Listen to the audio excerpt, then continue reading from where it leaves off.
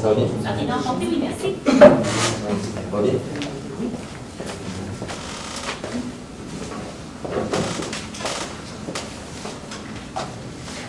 Désirez-vous que j'effectue la lecture des consignes en anglais ou en français? En français. Chaque équipe dispose de 20 minutes afin de présenter son cas au juge. J'afficherai à l'aide de carton les 10, 5 et 2 dernières minutes et les 30 dernières secondes de la présentation. Lors des 10 dernières secondes du discours, j'indiquerai à l'aide de mes deux mains le nombre de secondes restantes. Une équipe n'ayant pas terminé sa présentation après 20 minutes se verra arrêtée afin de passer à la période de questions.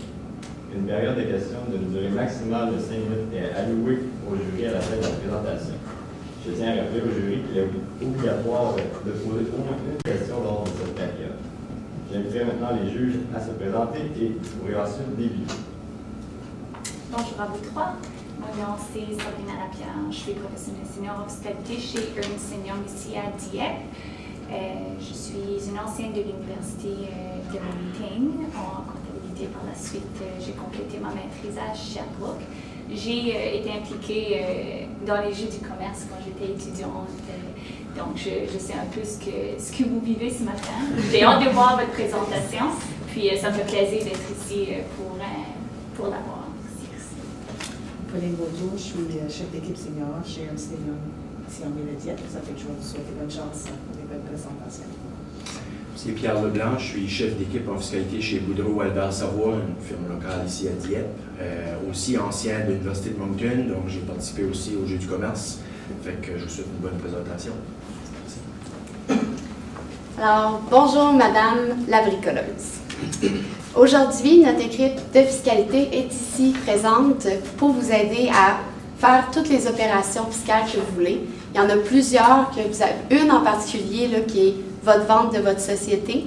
C'est des transactions fiscales qui peuvent être très difficiles, donc notre équipe GCL Incorporée est là pour vous. Je vous présente mes collègues avec qui j'ai travaillé sur le mandat, Vincent Lagacé, Dominique Gosselin et moi-même, Audrey Chiasson.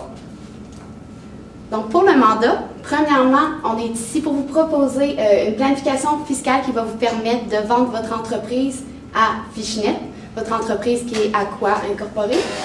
Le but premier, évidemment, c'est de minimiser l'impact fiscal, comme tout bon citoyen se doit de le faire. Et c'est aussi de vous permettre par la suite d'atteindre quelques objectifs futurs avec votre famille et vos enfants. Finalement, vous nous avez demandé aussi de vous aider à préparer une meilleure estimation possible pour l'impôt qui a terminé. Votre exercice financier se termine le 31 juillet 2016. Donc, on a préparé une estimation de l'impôt qu'il y aurait à payer pour l'année 2016. Pour Aqua Incorporée. Pour le plan de la présentation, on va commencer par vous parler là, de les deux options de vente qui s'offrent à vous. On a la vente d'actifs et la vente d'actions. On va vous donner là, un peu les impacts fiscaux de ces deux transactions-là et finalement là, vous en conseiller une sur les deux. Et par la suite, on va vous faire l'imposition d'Aqua Inc. pour le 31 juillet 2016. Et on a aussi quelques petites autres considérations, là, surtout par rapport au futur avec votre famille. Et finalement, on va conclure la présentation. Donc, premièrement, pour la vente d'Aqua Inc., on a plusieurs restrictions qui avaient été données. On en a pour vous, Madame la bricoleuse, et on en a aussi pour Fishnet Incorporée, qui veut aussi avoir des avantages dans la transaction. Donc, pour Bobine la bricoleuse, premièrement, elle souhaite là, vendre Aqua Inc. parce que vous nous disiez, Madame la bricoleuse, que vous vouliez vous concentrer peut-être sur le démarrage d'une nouvelle entreprise. Donc, c'est ce que vous souhaitez faire, limiter les impacts fiscaux, comme je l'ai dit précédemment. Et vous voulez aussi prendre l'exonération pour gain en capital. Pour l'exonération, il y a vous, toute votre famille, personne ne l'a utilisé jusqu'à présent. Donc, c'est sûr que vous souhaitez l'utiliser dans la vente de votre entreprise. Finalement, vous voulez assurer un avenir pour votre famille et pour vous-même. Pour Fishnet, on a une préférence qui a été donnée. Fishnet souhaite faire l'achat des actifs. C'est ce qui arrive souvent. Là, les acheteurs souvent préfèrent les actifs pour les raisons qu'on va vous présenter. Mais il n'est pas complètement fermé. Il faut juste le convaincre un peu. Puis finalement, Fishnet nous disait que ce qui l'intéressait vraiment dans l'entreprise Aqua Incorporée, c'est le modèle d'affaires de Aqua et aussi la clientèle qui est très fidèle. Donc, je vais commencer par vous présenter aussi, on a parlé de l'exonération pour gain en capital, juste pour vous expliquer, pour que vous vous dire un peu là c'est quoi pour que vous suiviez bien. Il y a une exonération pour gain en capital qui est possible si vos actions sont des actions là, de petites entreprises. Pour se qualifier, vos actions, il faut qu'il y ait une détention, il faut qu'il ait été détenu pendant plus de 24 mois, pendant consécutivement 24 mois avant la vente, ce qui est le cas là, puisque votre entreprise, ça fait 15 ans que vous l'avez. Par la suite, il y a un critère que 50% de la juste valeur des actifs doit être utilisé pour générer du revenu d'entreprise exploité activement pendant la période de 24 mois, ce qui ne pose aucun problème pour vous. Et finalement, il faut que votre entreprise soit une SEPE, c'est-à-dire qu'il faut qu'il y ait 90% de la juste valeur de vos actifs qui soit, encore une fois, utilisé pour générer du revenu d'entreprise exploité activement, mais ça seulement au moment de la vente. Pour l'instant, de ce qu'on a vu de votre bilan, là, ça pose vraiment aucun problème là, parce que tous vos actifs semblent être utilisés là, pour l'exploitation de votre entreprise, donc il n'y a pas de purification à faire. Pour la vente des actifs, maintenant que je vous ai présenté un peu c'est quoi là, la déduction pour gain en capital, je vais vous parler là, on va vous parler des deux options de vente qui s'offrent à vous. Donc on commence par la vente des actifs, qui a plusieurs avantages qu'on va par la suite là, vous donner plus d'informations à propos de ceux-ci. Pour les avantages, en fait, là, premièrement pour l'acheteur, qui est Fishnet, lui, en achetant les actifs, il va y avoir une augmentation des attributs fiscaux. On achète un actif, ça se vend à la juste valeur, donc les PBR, les FNAC, les coûts en capital remontent en haut, puis pour eux, bien, ça leur permet de déduire plus d'amortissement dans le futur, donc ça a les avantages de ce côté-là. Sinon, l'acheteur peut choisir quel actif il désire acheter. Présentement, votre acheteur souhaitait seulement acheter, il ne voulait pas les actifs, il ne voulait pas le terrain, il ne voulait pas le bâtiment, il ne voulait pas vos équipements, bien, presque pas vos équipements, puis seulement quelques voitures. Donc, au final, là, lui, il peut choisir quel il veut. Donc, il n'a pas besoin de tout acheter en entreprise, puis par la suite revendre ce dont il n'a pas besoin. Par la suite, l'acheteur n'est pas aussi responsable du passé de la société. Donc, il n'y a pas à vivre avec les dettes. Puis, s'il y a eu un problème dans une déclaration d'impôt qui a été faite précédemment, bien, il n'y aura pas à avoir de pénalité de ce côté-là. Les inconvénients, par contre, pour nous autres, ce qu'on a trouvé en regardant un peu là, votre situation, c'est que le nom de Aqua ne suit pas. Puisque vous vendez les actifs, mais en tant que tel, vous conservez le nom d'Aqua, c'est encore vous qui avez les actions. Donc, pour l'acheteur, lui, il nous a mentionné que c'est la clientèle fidèle qui l'intéressait, puis la marque de commerce. Mais si on lui vend seulement les actifs, la marque ne suit pas. Donc, nécessairement, les clients, souvent, c'est la marque qui les intéresse. Puis, finalement, bien, pour la vente d'actifs, le prix est plus élevé. Donc, maintenant, je vais passer la parole à mon collègue qui va vous parler le plus des conséquences quantitatives.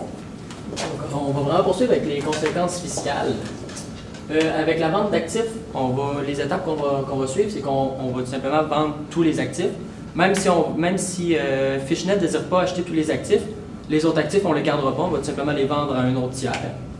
Puis ensuite, on va liquider l'argent qui reste dans la société. Il va falloir d'abord, dans Aqua, il y a des actions privilégiées, il va falloir rembourser les actionnaires privilégiés. Puis ensuite, avec les liquidités restantes, on va les distribuer aux actionnaires ordinaires, qui est la fiducie de l'entreprise. Ici, vous avez les calculs de les liquidités qui vont ressortir de la vente d'actifs. Lorsqu'on vend tout le bilan, qu'on liquide tout le bilan, on se retrouve avec des liquidités à la fin disponibles de 3 260 000. De ce montant-là, il va falloir, 4 900 000, puis de ce montant-là, il va falloir enlever les dettes, il va falloir considérer l'impôt à payer sur le revenu d'entreprise exploitée activement et puis sur le revenu de placement. Puis l'IMRTD va venir réduire ce montant-là. Donc, un coup qu'on a calculé tous les actifs qu'on a vendus, on a des liquidités, on rembourse nos actionnaires ordinaires, les actionnaires ordinaires qui se trouvent à être vous, madame la bricoleuse. On rembourse vos actions. On peut prendre votre déduction pour gain en capital au complet sur ce remboursement d'actions privilégiées-là, ce qui vous donne un impôt à payer de 236 000 $, qui est quand même pas négligeable. Puis ensuite, avec les liquidités restantes, bien, on les verse aux actionnaires ordinaires, qui est la fiducie. On a un CDC qui est disponible dans la société, donc on peut le prendre. Puis, comment qu'on voit ça, nous, ici, c'est que puisque votre société de gestion est bénéficiaire de la fiducie, Le dividende de liquidation en dessous, il n'y aura aucun impôt dessus parce que ça va être un dividende intersociété. Donc, on va l'envoyer dans la fiducie puis on va l'envoyer dans la société de gestion. Donc, il n'y a aucun impôt de ce côté-là.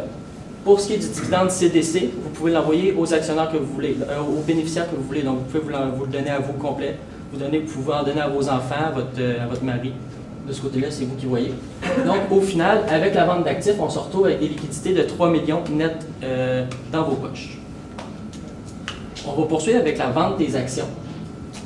Avec la vente des actions, vous pouvez bénéficier de votre exonération pour gain en capital, mais ça ne serait pas seulement vous qui bénéficiez de cette exonération-là.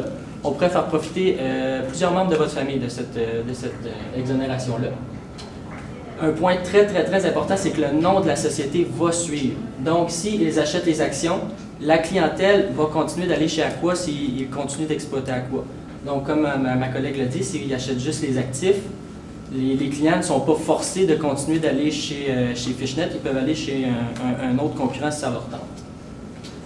Pour l'acheteur, le prix est moindre. Donc, de ce côté-là, c'est aussi bien pour Fishnet. Puis, il y a plus d'argent pour le vendeur à la fin puisqu'on prend l'exonération. Puis, comme nos calculs vont démontrer, il reste plus de liquidité à la fin. Il y a aussi plusieurs inconvénients. Il y a des règles de changement de contrôle qui vont s'appliquer puisque c'est un tiers qui achète les actions de la société. La solution, ce n'est pas celle qui était priorisée par Fishnet, mais comme on va vous le démontrer, c'est vraiment avantageux pour les deux parties de fonctionner ainsi. Puis, il y a l'impôt minimum de remplacement qui va s'appliquer puisqu'on utilise votre exonération pour gain en capital. Donc, juste vous mentionner les règles de changement de contrôle. Il va y avoir une fin d'année réputée au moment de la vente de la société. Donc, il va falloir calculer votre impôt entre le 31 juillet 2016, qui est votre fin d'année, puis le moment où ce que vous vendez, ça va être une année abrégée. Pour ce qui est des règles de report de perte, en ce moment, vous n'avez pas de perte, donc ça ne vous touche pas vraiment. Mais si vous aviez eu, par exemple, des pertes en capital, il n'y aurait pas suivi, puis il n'aurait pas pu, Fishnet n'aurait pas pu les utiliser. Puis si, pour ce qui est des pertes autres qu'en capital, il aurait pu les utiliser parce qu'ils mentionnent qu'ils veulent continuer d'exploiter la même entreprise que vous exploitiez. Puis il y aurait une matérialisation des pertes latentes. De ce côté-là, on n'avait pas toute l'information sur vos matériels, vos véhicules, vos équipements. Donc, il est impossible pour nous de calculer cette perte latente-là, mais c'est important de le considérer au moment de la vente qu'il va y avoir une perte latente. Les choix fiscaux possibles, disposition réputée de certains biens pour créer du gain en capital. Donc, c'est ce qu'on va vous montrer un peu plus loin. Pour ce qui est de la vente d'actions,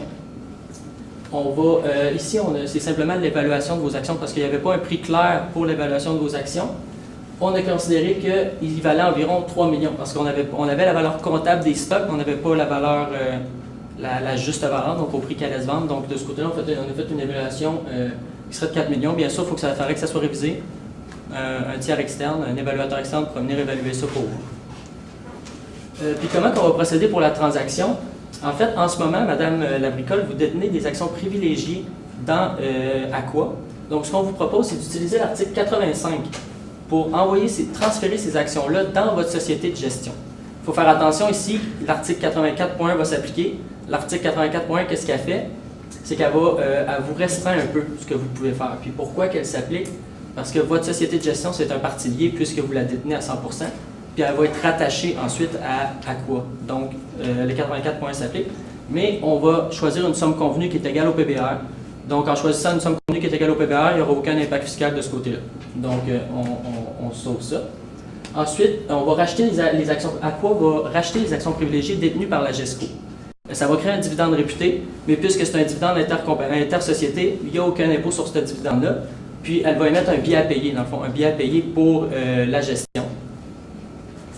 Puis ensuite, avec ce billet à payer-là, on va vendre les actions. Ce qui reste, dans le fond, là, Fishnet, on va pouvoir leur vendre la société. On va leur demander d'acheter les actions ordinaires que la fiducie détient, puis de rembourser le billet à payer, dans le fond, de 2,4. Ça va donner 2,4 millions le billet à payer parce que c'était la valeur des actions privilégiées.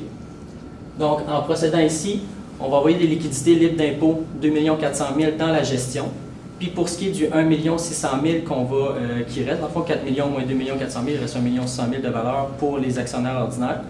Ça va aller dans la fiducie, puis ces montants-là, on peut l'envoyer à vous, Madame Labricole, puis on peut l'envoyer à votre copain.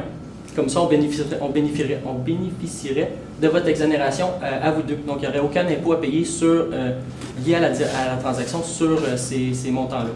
Donc, on bénéficierait de votre exonération et de votre exonération de votre copain.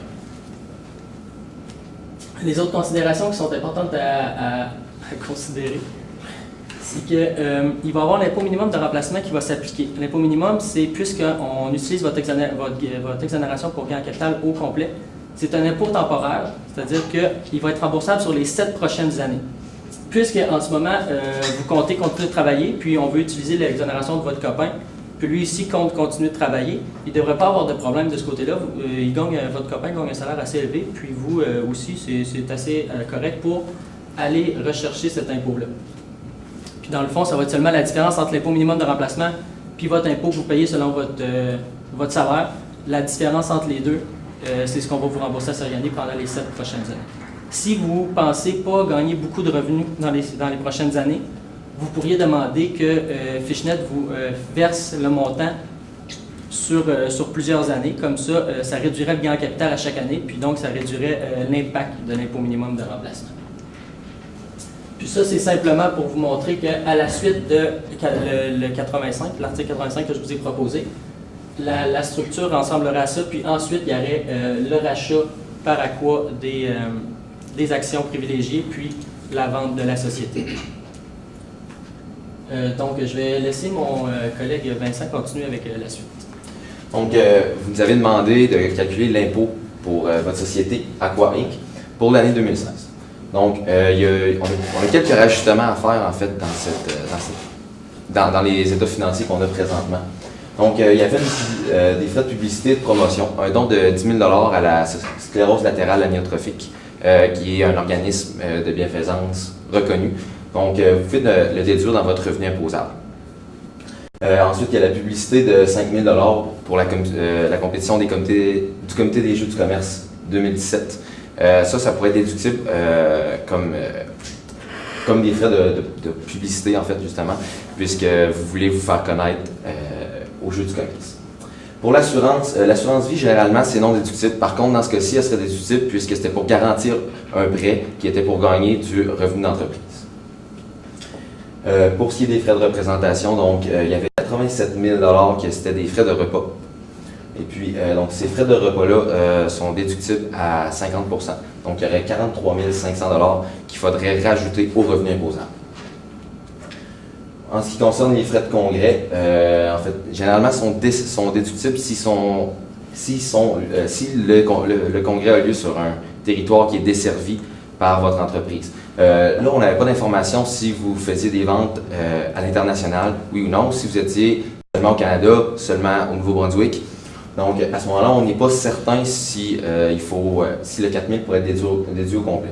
Par contre, ce qu'on est sûr, c'est que votre copain vous accompagne, puis cette partie-là ne peut pas être déductible puisqu'il faut que ce soit un employé pour que les frais de congrès soient déductibles. D'ailleurs, on peut déduire aussi les frais de repas à hauteur de 50 $ par jour. Puis, il n'était pas inscrit, par contre, on n'avait pas ces informations-là. Donc, on pourrait possiblement réduire encore un petit peu le revenu imposable de la société. Donc, voici notre conciliation du bénéfice. Donc, on a un bénéfice d'exploitation au début de 376 000. Puis, on doit rajouter l'amortissement comptable. Comme on vous suggère l'option de vendre les actions de l'entreprise et non les actifs. On vous recommande de prendre l'amortissement fiscal pour réduire le plus possible l'impôt de la société.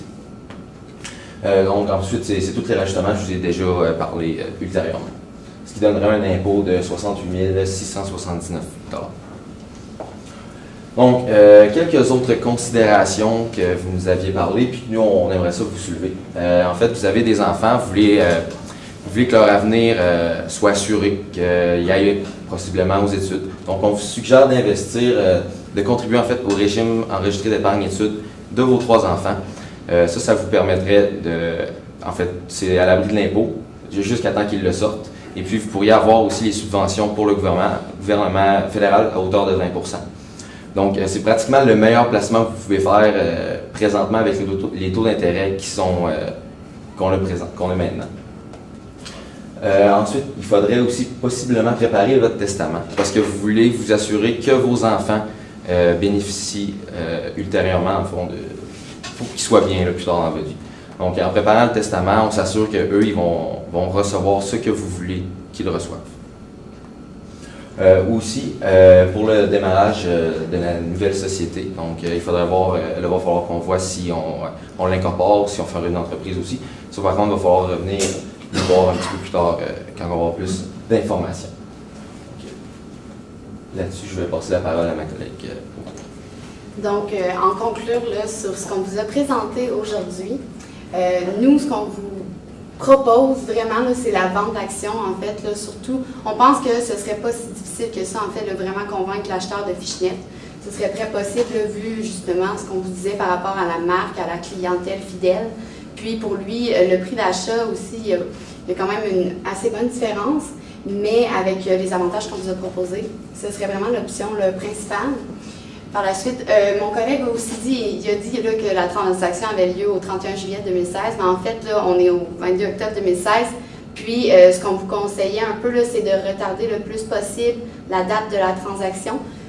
Parce qu'en fait, quand vous vendez votre entreprise, quand vous vendez des actions, ce qui va arriver, c'est que le plafond qui est disponible pour la DPE va être au prorata, donc 500 000 $ qui est trop au prorata. Quand on a regardé vos revenus, on a réalisé que vous seriez probablement correct, là, même si vous décidez de vendre demain, le 23 octobre, là, vous faites environ 31 000 $ de bénéfices par année, par mois, pardon. Par mois. Donc, le plafond devrait être juste correct pour que ça n'affecte pas, en fait, là, pour pas que vous ayez à payer un taux plus élevé, parce que on a le... Donc, vous comprenez, là, il y a un taux plus élevé là, quand on dépasse le plafond. Donc, pour l'instant, ce serait correct, mais pour être sûr, là, vous pouvez là, attendre encore peut-être un mois supplémentaire là, pour être sûr que ça ne se produit pas. Finalement, pour l'imposition de la société, comme on vous l'a dit, c'est 68 679 $. Et pour les autres considérations, un REE, qui est très important pour vos enfants, puis très avantageux. Donc, sur ce, nous étions GCL Incorporé et nous sommes prêts pour la période de questions.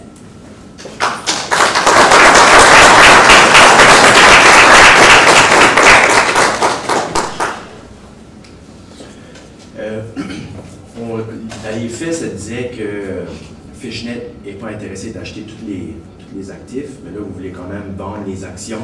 Qu'est-ce qui va se passer avec les actifs, si tu veux, que Fishnet ne veut pas? Est-ce qu'on va quand même essayer de lui vendre? En fait, en vendant les actions, c'est toujours possible, on peut vendre les actifs avant, par exemple, mais en achetant les actions, il s'assure, comme vous avez mentionné, d'avoir la marque Aqua, d'avoir le nom Aqua, puis par la suite, il n'y a rien qui l'empêche, lui, de vendre les actifs lui-même qui n'a pas besoin, en fait. C'est aussi simple que ça. Puis aussi, généralement, comme c'est un terrain puis une entreprise, ben c'est déjà utilisé par Aqua, fait que ça pourrait peut-être lui permettre de faire plus d'argent puis d'utiliser déjà les installations qu'Aqua là.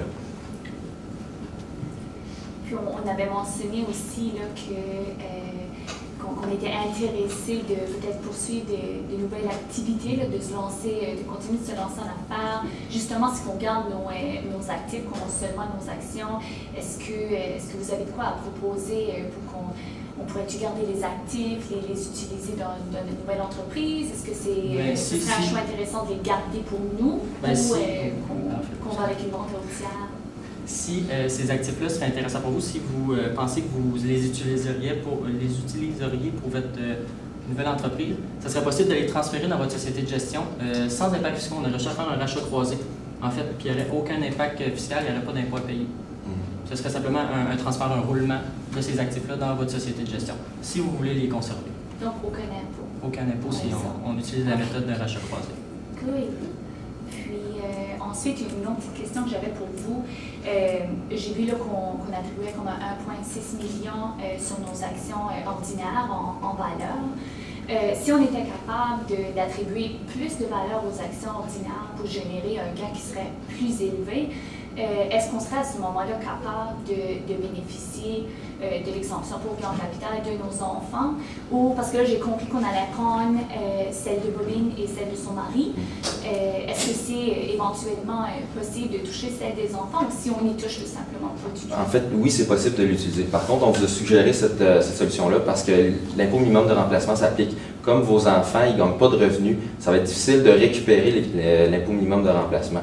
Donc, nous, on voulait que vous les récupériez, puisqu'on ne voulait pas que ça devienne un impôt permanent, mais bien un impôt temporaire. Parfait. Merci. C'est bon? Merci beaucoup. Merci beaucoup.